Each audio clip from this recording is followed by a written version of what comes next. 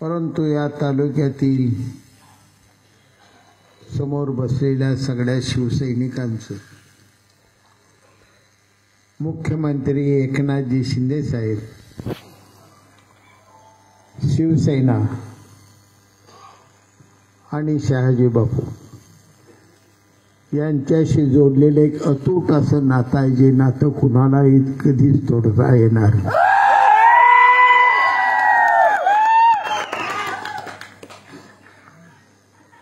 आज या ठिकाणी आपण विकासाच्या मुद्द्यावर अनेक जण बोलले, वेगवेगळ्या कारणाने अनेक जण बोलले.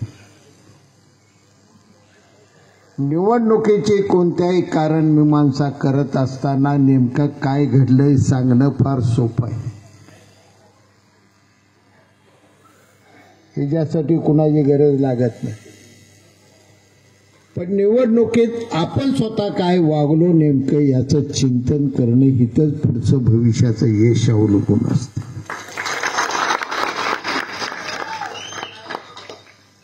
प्रत्येकानं स्वतःच्या फक्त आत्म्याला, माझ्या सहित त्यात मी आलो,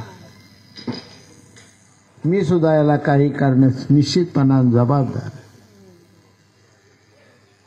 आणि ज्यावेळी निवडणुका भावनेच्या वेगावर जात असतात त्यावेळी युद्ध हरायला वेळ लागत नसतो. ही निवडणूक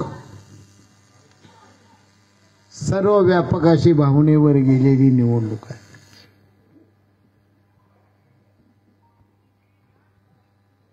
हा मतदारसंघ शिवसेनेचा, महायुतीत, महायुतीचे नेतृत्व करणारे आपले सर्वांचे लाडके नेते मुख्यमंत्री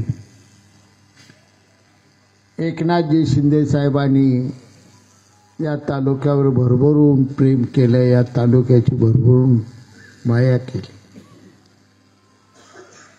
2.5 वर्षाच्या 2.25 वर्षाच्या त्यांच्या मुख्यमंत्री पदाच्या कारकिर्दीत 60 साली हे राज्य निर्माण झाले. पहिले मुख्यमंत्री स्वर्गीय यशवंतरावजी चव्हाण साहेबांपासून ते आतापर्यंतचा संपूर्ण महाराष्ट्राचा जरी इतिहास पाहिला, संपूर्ण महाराष्ट्राचा, तर 2.25 वर्षात 5-5.5 हजार कोटी रुपये निधी देणारे मुख्यमंत्री एका तालुक्याला दुसरे कधी होणार नाही. शिंदे साहेबांनी आपल्याला भरभरून दिलं, भरभरून आपल्याला फडणवीस साहेबांनी दिले.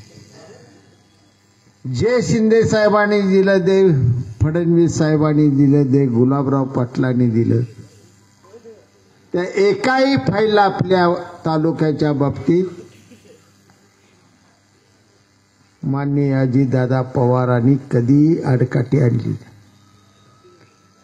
अर्थव्यवस्था अडचणीत असून सुद्धा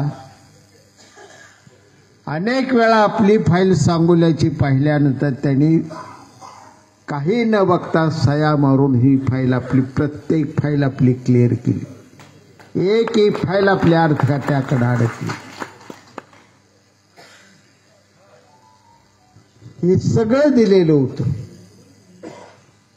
या तालुक्याच्या जनतेला नजरेसमोर ठेवून दिलेलं होतं. हा दुष्काळी तालुका आहे. या तालुक्याच्या राजकारणामुळे हा तालुका सदैव विरोधी बाकावर बसलेला तालुका आहे. रखडून गेलेले अनेक प्रश्न आहेत. सिंचनापासून वंचित असलेली काल सुद्धा आपल्या तालुक्यात 40-42 गावं होती, ज्या गावाला कोणत्याच योजनेचं पाणी येत नव्हतं. एका बाजूला आपण टेंबू आणलं म्हणत होतो, दुसऱ्या बाजूला म्हैसाळ आणलं म्हणत होतो, तिसऱ्या बाजूला उजनी तशी कितपत पडलेली होती. या सगळ्या योजना 95 ते 99च्या त्या काळच्या शिवसेना आणि भाजप सरकारने दिलेल्या होत्या. आणि त्या काळानंतर पुन्हा पाण्याच्या संदर्भाने जे दिलं, मग ते पिण्याचं पाणी असो किंवा शेतीचं पाणी असो, ते मुख्यमंत्री एकनाथजी शिंदे साहेब मुख्यमंत्री पदावर बसल्यानंतरच्या 2.25 वर्षात झालेलं आहे. तमाम या ठिकाणी बसलेले तर सगळे तरुण आहे, सुशिक्षित आहे. मोबाईल तुम्ही बघत असताय. तुम्हाला मी वारंवार सांगत होतो, आरोप प्रत्यारोप करण्यापेक्षा आपल्याला ज्ञान आहे त्या ज्ञानाचा वापर करा, बुद्धिमत्तेचा वापर करा आणि कोणती योजना कुठल्या दिवशी झाली त्या दिवसाला या तालुक्याचा आमदार कोण होतं एवढं शोधून काढ. तुम्हालाही माझं आव्हान आहे तर जमलेल्या सगळ्या शिवसैनिकांना, त्या उबाटावाल्यांनाही माझं आव्हान आहे, तुम्ही शोधून बघा. ज्यांना चुकून भंडाऱ्यावर मिळालेले आमदारकी आहेत त्यांनाही सांगतो,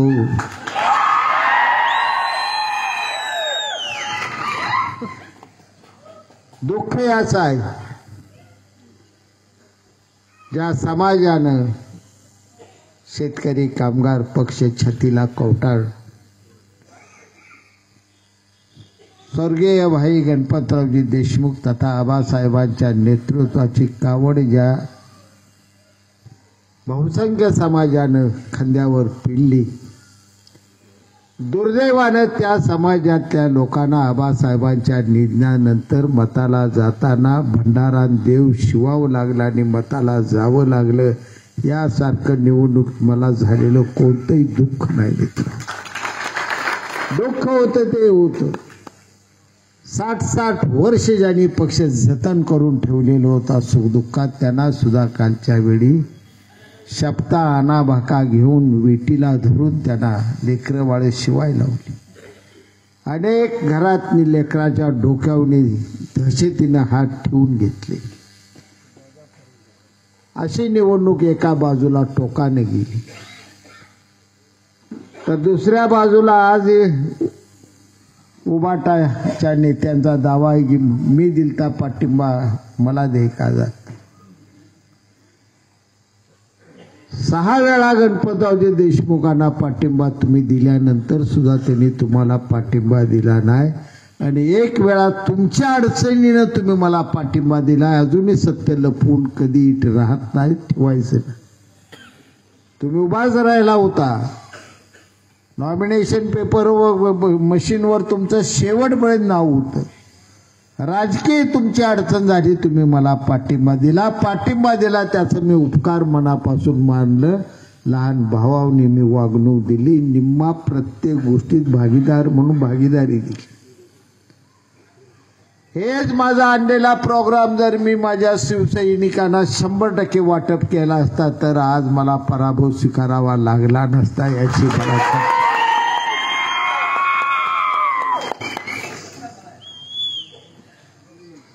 त्यांना दुखवायचं नाही. सांभाळून अटीतटी तालुका आहे, लढाई अटीतटीची आहे.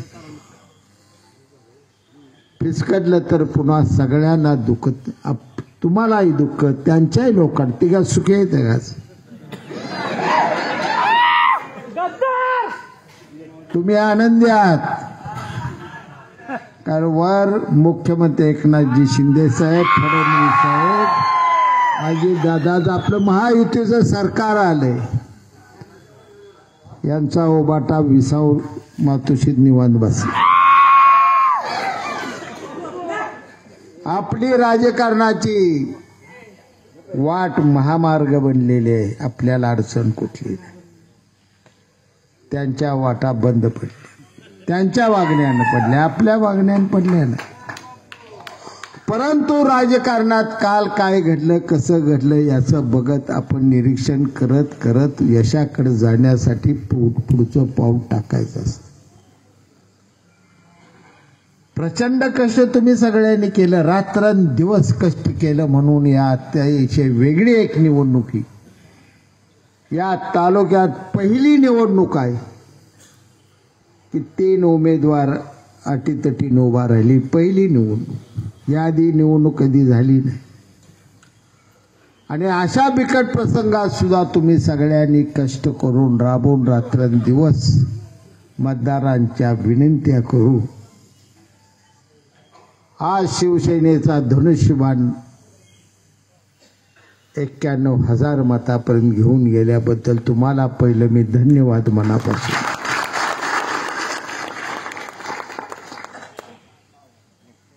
सुडाचं राजकारण मला येत नाही, मी करणार नाही.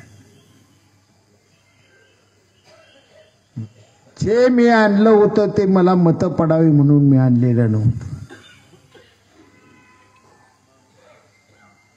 उजनीची योजना मी आणली. मी राजकारणात एवढा तुम्हाला वाटतं एवढा भोळाही नाही. मला माहित होतं कटपळ काय घडणार आहे. मला माहित होतं आचरदानीच काय घडणार आहे. मला माहित आहे सोनोलवाडीत काय घडणार आहे. प्रत्येक गावात काय घडणार आहे याची जाणीव मला होती. ही गोष्ट मी पाहिली नव्हती. आजकालच्या निवडणुकीत जरी एखादं मत द्यायला एखादं गाव, एखादी वस्ती, एखादा माणूस, एखादी माझी आई बहीण चुकलेली असली आपल्या दृष्टीने, तरी भविष्यात तिच्यासाठी तिचा संसार समृद्ध करणं, सुखी करणं ही कर्तव्याच्या जाणीवेतून जाऊनच आपण राजकारण केलेलं आहे. यश आणि अपयश या दोन्ही गोष्टी माझ्यासाठी दोन डोळे आहेत. मला फरक पडत नाही. यशाकडे मी गेलो तरी तुमच्याच पुण्याने, तुमच्यामुळंच मी यशाकडे गेलो. आणि अपयशाकडे गेलोय ते मी माझ्यामुळं अपयशाकडे गेलो. मी कुठं काही पुण्याची जाणीव मला या ठिकाणी. अनेक गोष्टी घडलेल्या आहेत ज्या व्यासपीठावर सांगणं कठीण. परंतु एखादं वैभव ज्यावेळी निर्माण होत असतं त्या वैभवाचा द्वेष अनेकांना, असंख्य लोकांना होत असतो.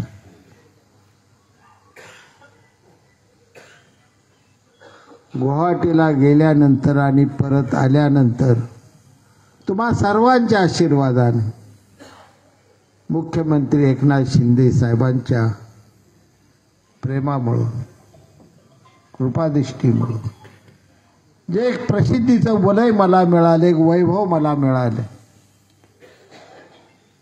त्या वैभवासाठी सर्वसामान्य तालुक्यातले तर सोडाच, पण महाराष्ट्रातले मोठमोठे नेत्यांच्या काळजात अशी धडकी बसली, काही झालं तर ह्याचा पराभव करायचा, कारण मी स्पष्ट वक्ता आहे. टीव्हीच्या समोर मी कधी गेलो त्यावेळी असत्य बोललो नाही, बोलणारही नाही. त्याचे माझ्या राजकारणावर काय परिणाम येतील याचा मी कधी विचार केलेला नाही जीवनात. हे माझ्या तमाम महाराष्ट्राच्या जनतेला जे सत्य सांगायचं आहे तेच सत्य मी सांगत गेलो. त्याचे परिणाम माझ्या राजकारणावर काय होतील, भविष्यात माझ्या निवडणुकीत काय परिणाम होतील याचा मुलाहिजा मी कधीच केला नाही. अनेकांनी मला सूचना दिल्या होत्या, अनेक जण मला सल्ले देत होते, एवढं स्पष्ट बोलू नका तुम्हाला अडचण येईल. मृत्यूला सुद्धा मी अडचण समजत नाही, तिथं राजकारणाला मी कधीच अडचण समजली.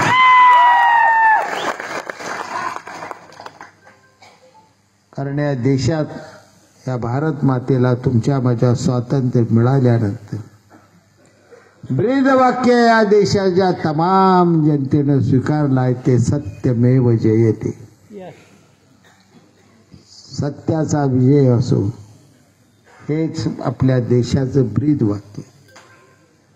आणि म्हणून राजकारण एकतर करायचं, आणि करायचं तर जे घडल ते जे दिसतंय ते स्पष्ट स्वच्छ बोलायचं, या भावनेतून मी राजकारण करत चालतो.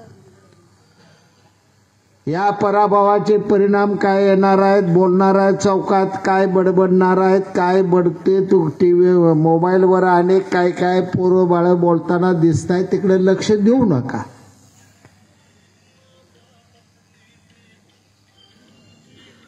देशाचं ज्यानं रेकॉर्ड केलं त्या भाई गणपतरावजी देशमुखांच्या लढाईमध्ये मी कधी हटलो नाही. ह्यांच्या लढाईचं कुठं घेऊन बस.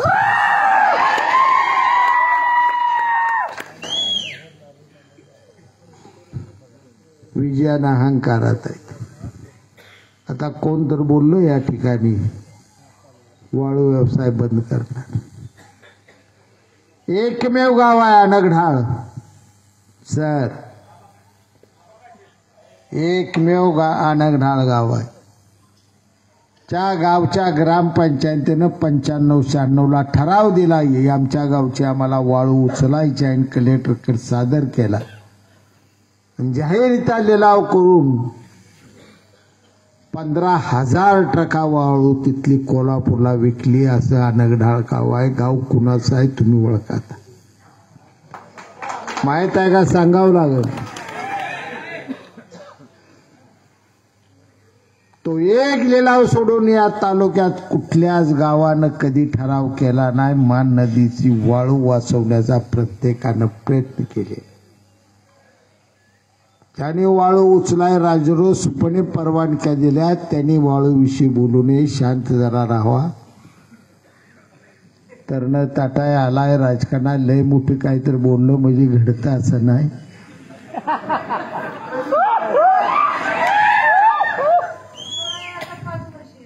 एक एक जनतेचा प्रश्न सोडवत असताना किती व्याप सहन करावा लागतो ते काम करतानाचा अनुभव. त्यांच्या कर्तृत्वाला मी ना करता समजत नाही. परंतु विजयानंतर एवढं भांबावून या तालुक्यात कधीच कोण गेलं नाही. मी विजी 2 वेळा झालो, कधी भांबावून गेलो नाही. गणपतराव देशमुख 11 वेळा विजी झाले, ते कधी बोलले नाही. पहिल्यांदा वळण वेगळं देण्याचा ही लोक प्रयत्न करतात. त्यापासून सगळ्यांनी सावध राहावं. कुठेही तुम्हाला सांगतो सत्ता आपली आहे, महायुतीची सत्ता आहे. या ठिकाणी तुमच्या कुणावरही अन्याय होणार नाही आणि तुमचं काम कोणतं थांबणार नाही. एवढा मी शब्द या ठिकाणी, एक काम तुमचं थांबणार नाही. जो अधिकारी जाणीवपूर्वक जर तुमचं काम थांबवल त्या अधिकाऱ्याची माझी भेट आहे, एवढं तुम्ही लक्षात ठेवा. तुम्ही त्यावर चिंता करू नका. न्यायानं हा रस्ता आपल्याला चालायचा, तो रस्ता पुढे आपण सगळी वाटचाल चालू ठेवायची. तुमच्या सगळ्यांच्या भावना जास्त बोलत नाही, तुमच्या भावना त्याची जाणीव आहे मला.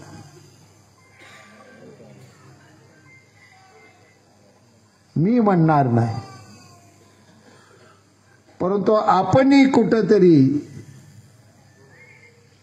मतं मिळवण्यापेक्षा सांगोल्यात फिरण्यात वेळ ज्यादा गेला का, मतं मागाय वाड्या वस्त्यावर ज्यादा फिरलो. प्रत्येकाने चिंतन करा. आज चिंतन करू नका. घरी गेल्यानंतर जेवला तुम्ही झोपताना 5 मिनिटं माझ्यासाठी द्या की खरंच या निवडणुकीला किती जणाच्या घरी जाऊन आपण 2 महिन्यात धनुष्यबाणासाठी मत मागितलं ते चिंतन करा. आज या ठिकाणी तुम्ही गोळा झाला, एवढी मोठी संख्या आहे. 10 मतं प्रत्येकाने मिळवली असती तर मी कमी कमी 20,000 मताने विजयी झालो असतो. बघा, मोजा, संख्या मोजा.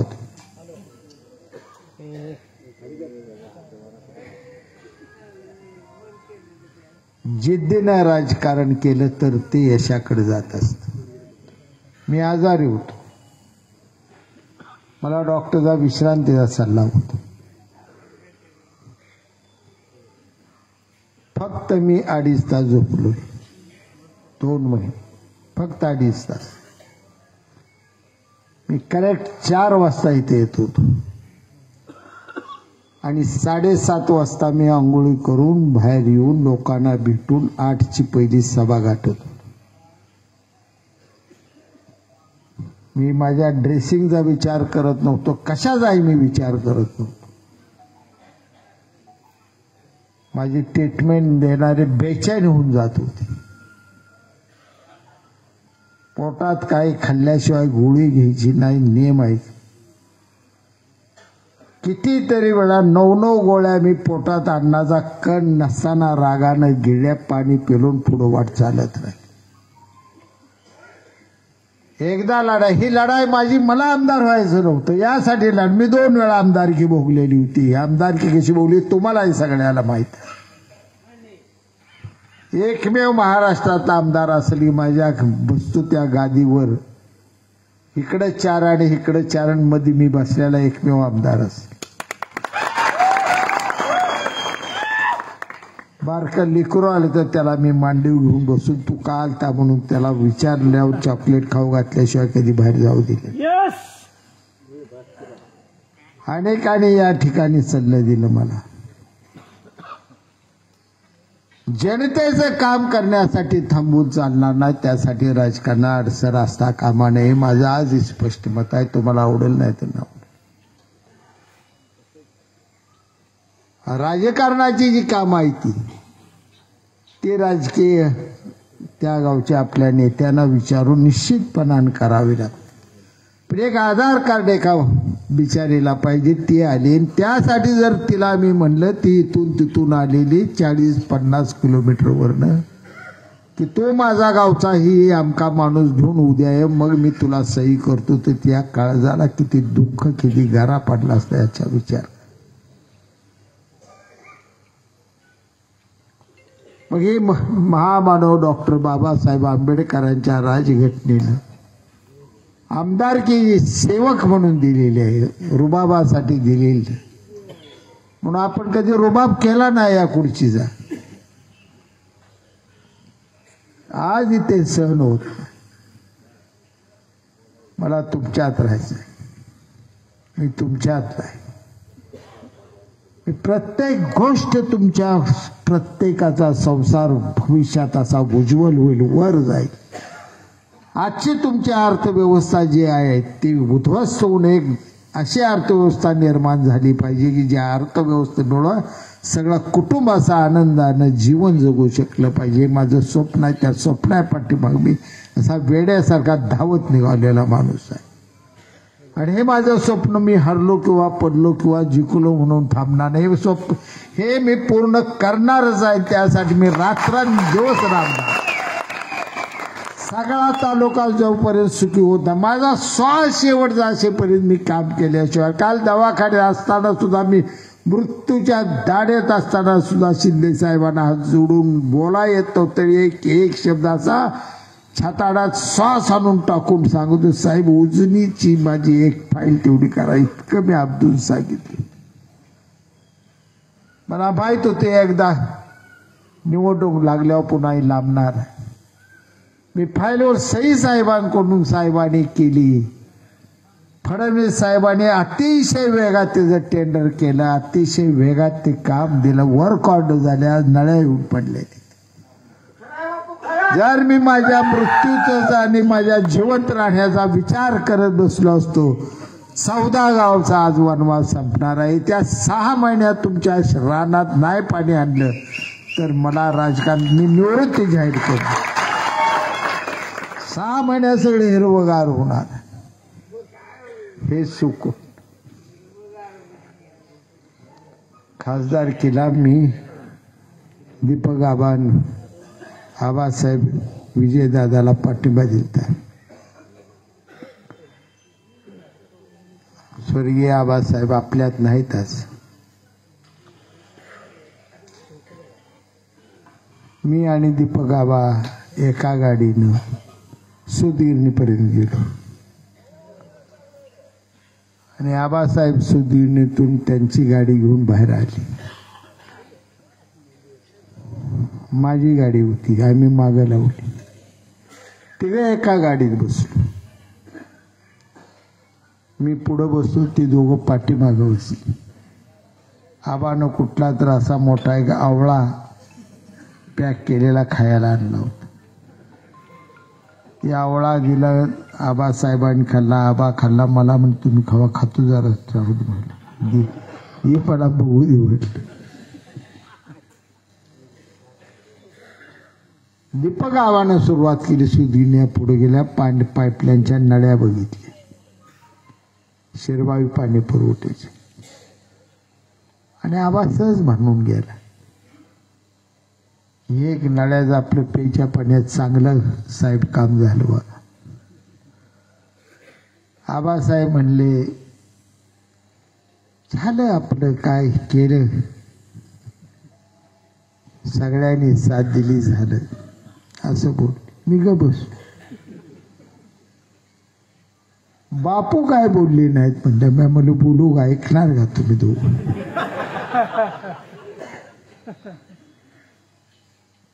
दीपक आभार, तुम्हाला काय वाटते?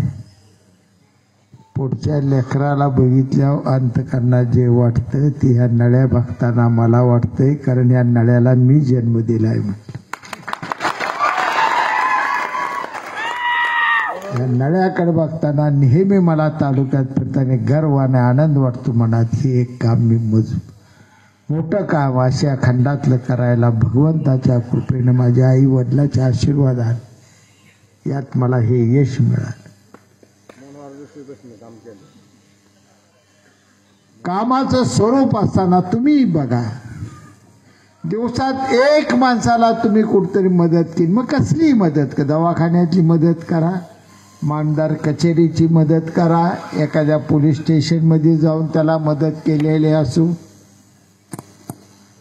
कोणतीही मदत असो, एका माणसाला तुम्ही मदत केली आणि घराकडे परत जाताना रात्री तुमची रात्री सुखानं जाते. तुमचा भाव एक म्हणत असतो की आज आपण अमक्या अमक्याला मदत केली, त्याचं काम झालं, भावना तुमच्या अंतकरणात असतात. आनंद कुठं बाजारात किलोवर खरेदी करता येत नसतो. समाधान कोणत्या तराजून जगात अजून कुणाला मोजता आलेलं नाही.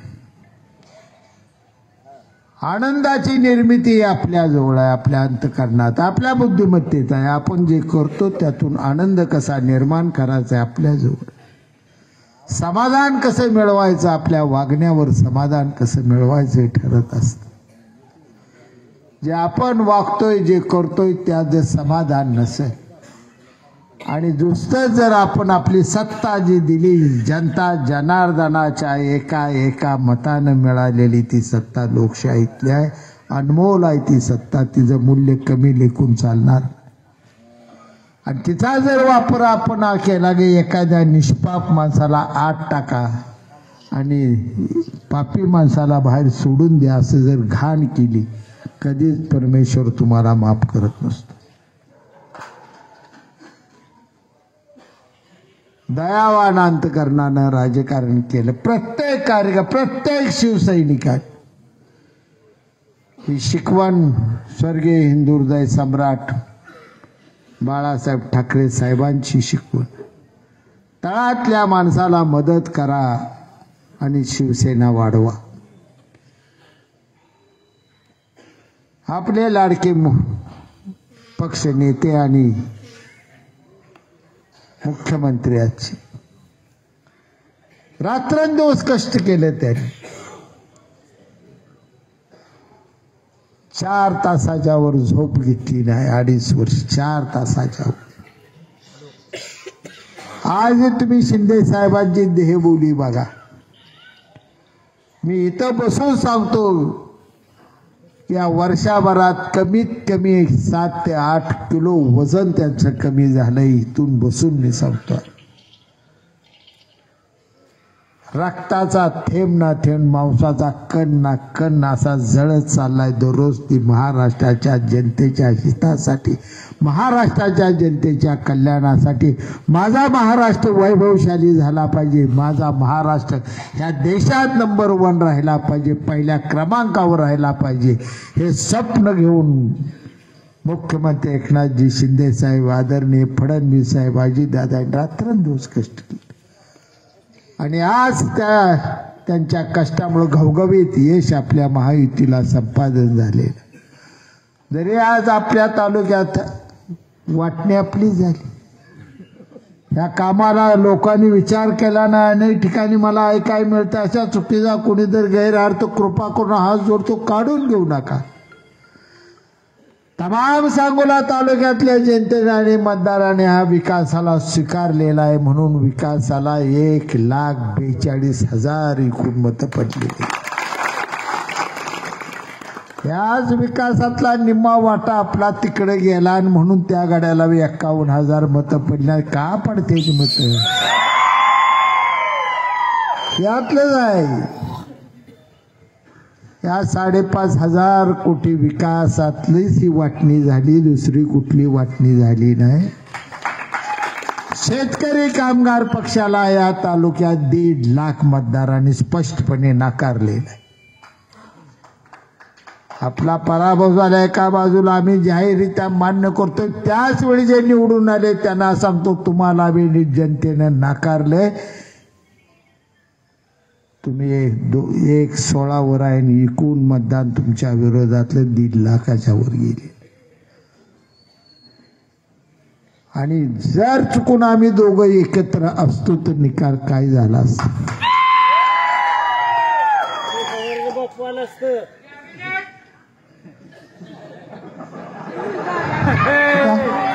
काय बर एक केस बर आबा भांडते, आता भांडू द्या. काय आता भांडले तरी मला थोरलाय, मला सोसावं लागणार. पण एक केस बर 5 वर्ष गुलाल लिहिल्यापासून ते काल आबानं अर्ज भरेपर्यंत एका केसा एवढी मी चूक आबाविषयी केलेली किंवा आबाचा एक शब्द त्याने आठवून 5 वर्षात बघायचा, आठवून 8 दिवस मुदत देतो की आबानं मला सांगितलं मी ऐकलं नाही असा एक शब्द त्याला सापडतो का डिक्शनरी त्या बघा. तिथे प्रत्येक गोष्ट मान्य केली, प्रत्येक गोष्टीचं काय असतील लाड पूर्ण केलं. लहान आहे, आपला आहे, मदत केली, आपल्यालाही दिवस आलं त्याच्यामुळे जाणीव ठेवली. म्हणा जाणीव नव्हती अशातला भाग. पण येणाऱ्या निवडणुकीच्या गणितात माझं मन म्हणते कदाचित माझं चुकत मी असेल, पण माझं मन म्हणत होतं बाबासाहेब विरोधी दीपक आबा लागल्यानंतर बाबासाहेब चांगला 60-70 हजारांना आल्याशिवाय राहत नाही. माझं मन मला म्हणत होतं. माझं चुकलं बी असेल, मी काय माझं बरोबरच आहे म्हणत नाही. आता त्यांनी गोंधळ निर्माण केला की बापू 3 नंबरला गेला. आता ज्यांना राजकारण येतच नाही, ज्यांना राजकारण कळत नाही, त्यांनी सगळा असा गोंधळ ह्या निवडणुकीत निर्माण केला. बापू 3ला आहे, बापू 3ला आहे, बापू कोणी म्हणाव त्याला काय जगत काय रे. मत सुद्धा अजून त्याला निर्माण झालं नाही, त्यानं सुद्धा वरडे तुमचा बापू 3 नंबरला गेला. आता याचा घोटाळा तुमच्या तर देण्यात आलाय का? तुमच्याही लक्षात नाही आला. 10-15 हजार मत असं गोंधळलं गे आयला बापू खरंच 3ला गेला तर ही भूत निवडून यायला नको म्हणून त्या बाबासाहेबांना मत देऊन बसले. 10-15 हजार मत अशी निघून गेली. ह्याच्यापेक्षा मग ती बरं आहे म्हटली. त्यांना राजकारणात डॉपेच बी कळत नाही तर काय बोलावं काय नाही. बोलायचंच होतं त्यांना, असे मत घ्यायचे म्हणायचं फाईट आमच्यातच बापूच्या हातच आहे. ही म्हणाय कुणी अडवलं होतं. हे काय नाही लढाई आपली बापूचीच आहे एवढं लगा म्हणलं असता तरी मी निवडून येतो. काय ज्या सुटली जळखांड्यावून रे देवा काय सांगू. 5 वर्ष सांभाळीन अशी भूतावणी माझ्या अंगावर जी सुटली सगळी त्याला काय माप नाही. त्यांना शेका पक्षी इथं या तालुक्यात ही विसरूनच गेली. त्या उबाटाला वाटलं एकच या तालुक्यात राजकारणात माणूस आहे ती शहाजी बापू आहे. ती बाबासाहेब देशमुखला विसरली. पण राजकारण करत असताना कधी आपल्या हातून कोणता डावपेच कधी अंगावर येतो कळत नाही. कुस्तीच्या डावात श्रीकांत दादा इथं बसाय. कधी कधी आपण लय तरबेज असतो डाव मारायला जातो पण डाव जर बोजानं अंगलोटाला आपणच पडत असतो. ती अवस्था झाली दीपक आबाची. ती डाव कराय गेला 3ऱ्या नंबरला ती गेला. आता मी काय त्याला दोषी आहे.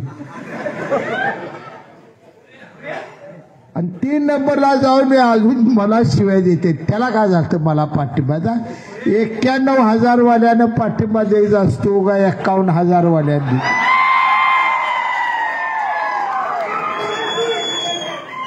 जाऊ दे आता तुम्ही म्हणणार आबान दे पाहिजे.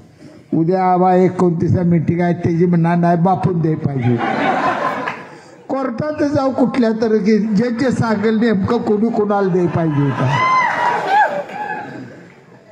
सगळा असला भाऊनी गोंधळ फक्त बापू असा फरमात आलाय, बापूलाही कामं करायला लागला, बापूनं नाव व्हायला लागलं, बापूनं 5,000 कोटी निधी आणला, बापूने ही बिल्डिंग केली, बापूनं ते रस्ता केला, बापूनं उजनी आणली, बापूनं टेंबूत गाव घातली, बापूनं मैसाळमध्ये गाव घातलं.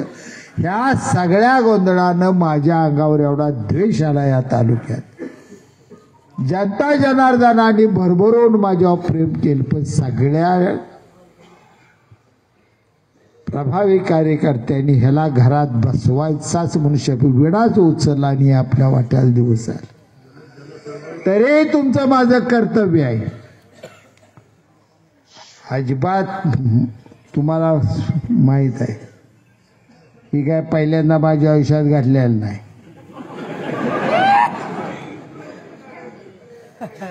मला कोण फोन करतय, बापू खचून जाऊ नका. आता काय पत्रकार आहे ते बोलू का नको. अरे तुम्ही भिताडाला खचवू नका म्हणा, एखादं पूल बांधलं त्याला खचू नको म्हणा. जातीवंत ही शिष्यासारखं पोलाद आहे, पोलाद कसं खचल रे. पोलादच असतं, ते कधी खचत नाही, झेजत नाही. ते पाषाणापेक्षाही जड असतं ताकद. माझं हृदय भगवंताने दिलेलं हृदय, ह्याला दुःख कधी माहीत नाही. अजिबात दुःख मानत नसतो. या निवडणुकीकडे बघत असताना मी माझा पराभव झाला हे बघण्याऐवजी मी मनापासून म्हणत असतो, तो राजाराम पाटील हा शेतकऱ्याचा पोरगा आहे. तुला या तालुक्यातल्या 91,000 जनतेनं मत दिलंय शेतकऱ्या पोटी सुद्धा. ह्याच्यापेक्षा तुझे अजून लायकी पाहिजे काय. माझं मन म्हणलं मी आनंद समाधानी असतो. भरभरून मला जनतेने दिलं, 91,000 लोकांनी मला मत दिले, यापेक्षा मी करणार. ही शिदोरी आहे माझी. प्रत्येक मत हे आहे माझ्यासाठी. हिमालयाचं जेवढं सोनं असेल त्यापेक्षा जड माझ्यासाठी मत आहे. एक एक मत माझ्यासाठी जड आहे. या तर 91,000 उपकार मी कधीच विसरणार नाही. तुमच्या उपकाराचे उतराय केल्याशिवाय राहणार नाही, तुम्हाला मी शब्द देतो. परंतु माझ्या या मतदाराला कुणी धक्का लावण्याचा गर्वानं जर प्रयत्न केला, जाहीररित्या इथून सांगतो, हा शिवसैनिक आहे. एकनाथ शिंदे साहेबांचा आवडता चेला, हिंदुहृदय सम्राटाचे विचार डोक्यात घेऊन चालला.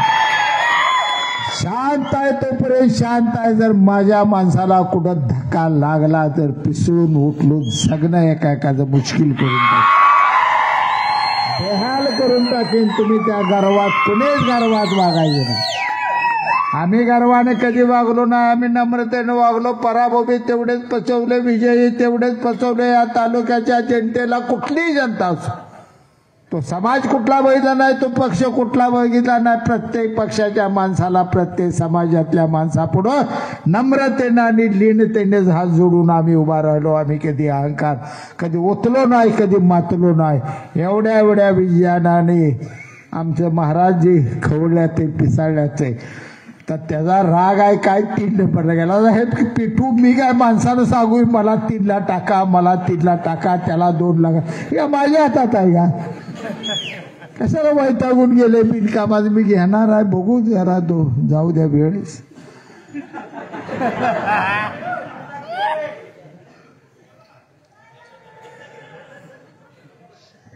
चुकीच्या दिशा पकडू नका. मला अनेक जण बोलले, श्रीकांत दादाबाई इथं सांगतो, ते उबाटा जोपर्यंत आहे का नाही त्याकडे बघत स्वामी नसतो.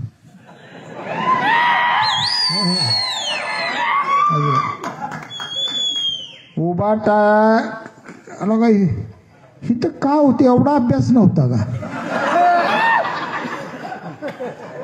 उद्धव ठाकरे बी इथंच येते, संजय राऊत बी इथंच येते. काय कामं नव्हती का दोघांना. त्याला माहित होती आपलं येत नाही, पण आपलं त्याला पाडतंय म्हणून तिकडे येतो.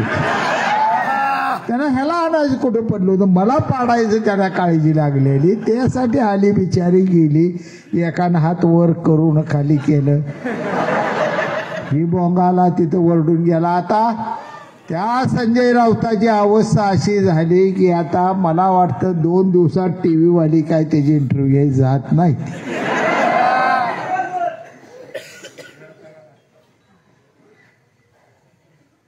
राजकारणात अंदाज करत, आम्ही अंदाज करतो. मी तुम्हाला प्रत्येक माझ्या भाषणात सांगितलं, आठवा आता, प्रत्येक गावची तुम्ही आहात. कमीत कमी 170 जास्तीत जास्त 200 जागापर्यंत महायुती जाईल. माझ्या प्रत्येक भाषणात आहे का नाही? सगळ्या क्लिपा काढून बघा.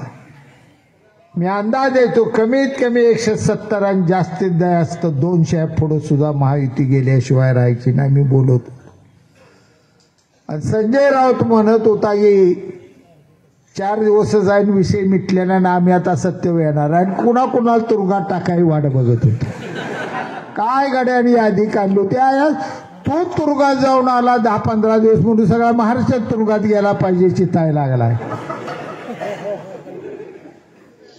काय माणसाचं मन तर कसं असतंय.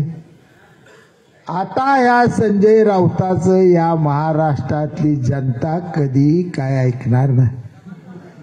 लबाड लांड काय म्हणणार, फसवायलंय, लबाड बोलतोय, काय बी बोलतोय. त्याला शिंदे साहेब फडणवीस साहेबाचं वाईट बोलल्याशिवाय काय आन गॉड लागत नाही. आणि ह्याला भाकरी जर संध्याकाळी खायला झाली तर आता ह्याला असं करावं लागणार आहे की खोली बंद करून शिंदे साहेबाला थोड्या शिव्या, फडणवीस साहेबाला शिव्या, त्यात एका दिवशी शाजी बापूला शिव्या देणार, मग म्हणणार बायकोला भूक लागली जरा वाढ आता. त्याशिवायला भूकच लागत नाही ना, करावं काय. असलाही माणूस आहे. असल्या माणसाचं टीव्हीवर इथनं पुढं काय सुद्धा ऐकायचं नाही. आता आपल्याला आपल्या नेत्याने जो विश्वास आपल्यावर टाकला, आपल्यावर प्रेम केलं, भरभरून आपल्याला विकासाचा निधी दिला. शिंदे साहेबांनी प्रत्येक फाईलवर सही केली. फडणवीस साहेबांनी जलसंपदा खात्यात किती फडणवीस साहेबांनी आपल्यासाठी बैठक केल्या. आपण शिवसेनेत होते, ते भाजपचे होते, पण सकाळी 8 वाजता पहाटेच्याला बैठका, सगळे मोठे मोठे अधिकारी 8-8:30ला बैठक चालू व्हायची. त्यावेळी ही सगळी कामं झाली. एवढ्या सोप्या ती कामं झाली नाहीत. आणि माझी अवस्था अशी, गुडघ्याची अवस्था अशी, इतर आजार असे, त्यातूनही धडपड केली मी तालुक्यात जनतेसाठी केली. तुम्हाला सगळ्याला आपलं भविष्य, आपलं जीवन किती राहिलं, पण जे पाळण्यात लेकरू आहे आपलं, त्याचा काय प्रश्न सोडवायचा, कुणी सोडवायचा? त्या भविष्याचा कुणी विचार करायचा का नाही? का त्याला संगोपन करताना, मोठं करताना फक्त त्याच्या आईने एकटीनेच विचार करायचा का त्या लेकराचा? त्याशी आपलं काय नातं गोतं लागते का नाही? आपल्या तालुक्यातला तो घर आहे, ते आपल्या तालुक्यात लेकरू जन्माला आले, ह्याला या तालुक्यात सुखाचा भविष्याचा एक दिवस चांगला असा दिसला पाहिजे, हे विचार आपल्याला आपण करायचे का नाही? ह्या सगळ्या विचारातून आपल्याला जायचं आहे. तुम्हाला आवर्जून सांगतो, खचून जाऊ नका, हरल्याची भावना मनात आणू नका, माझ्यावर विश्वास ठेवा. एखादी गोष्ट मनात घेतली का मी करत असतो. आमदारपेक्षा जर झनाट मोठं काही घेऊन होईना तर माझं नाव दुसरं.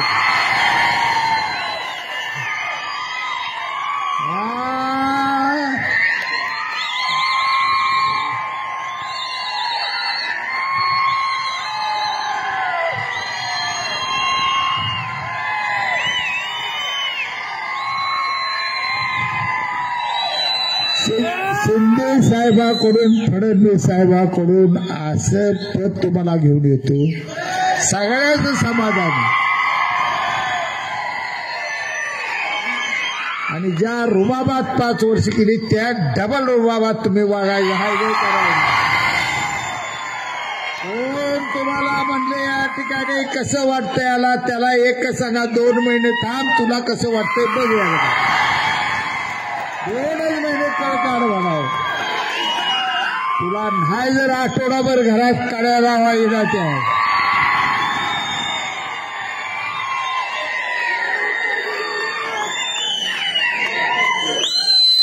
मी हटलो नाही, मी शिंदे साहेबाचा शिवसैनिक आहे, तुम्ही हटायचं नाही. येणाऱ्या स्थानिक स्वराज्य संस्थेच्या निवडणुका गुलालानंच पार पाडायच्या. सल्लागार कोणी व्हायचं नाही. या तालुक्यात माझं असं झालंय, कार्यकर्ते कमी सल्लागार यावे. जे ते घर सोडताना सोडते, हे बापूला काय कळत नाही, हे तुम्ही असं केलं, ग बसायचं. दिलेत ना आता सगळे अधिकार मला, हात वर करा. मी कुठलाही निर्णय, कोणताही निर्णय घेतला राजकारणातला, तुम्हाला सगळ्याला मान्य करावं लागेल. परत असंच केलं तसंच केलं, हेच झालं तेच झालं, ह्यांना कळतच नाही अजिबात. फक्त माझा ऐका, फक्त माझा ऐका. तुम्हाला येणाऱ्या नगरपालिका आणि पंचायत समितीमध्ये ब्याला त्यांना शीट देत नाही, शेका पक्षाला ब्याला. तुमचा राडा चालू झाला, लय जण आपल्याच राडा घालणार बी, ती कमी नाही. ती त्यांना हात जोडून विनंती करतो. मी पहिलंच वाक्य, नावं ठेवणं सोपं आहे, स्वतःच चिंतन करा, स्वतः तपासून बघा. असू द्या मित्रा, सहन केला. प्रत्येकाने विचार करायचा, आपण बापूला नेमकं काय काय आनंद दिला, सुख दिले का त्रास दिला, प्रत्येकाने बघा. माझा विषय नाही, मी सहन करणारा माणूस आहे, माझी सोशिकता आहे, माझा स्वभाव आहे. परंतु यात आपल्या तमाम तालुक्यातल्या आपल्या शिवसैनिकाची, आपल्या पक्षाची हानी होते याचा प्रत्येकाने विचार करा. आणि त्याही पुढे जाऊन या तालुक्याचं जर आपण 90 सालाला पहिलं पाऊल ठेवत असताना स्वप्न बघितलं, हे तालुका समृद्ध बनवूनच आपण जीवन संपवायचं, तर ह्या आपल्या ध्येयाशी आपण आता बेईमान कुणीच व्हायचं नाही.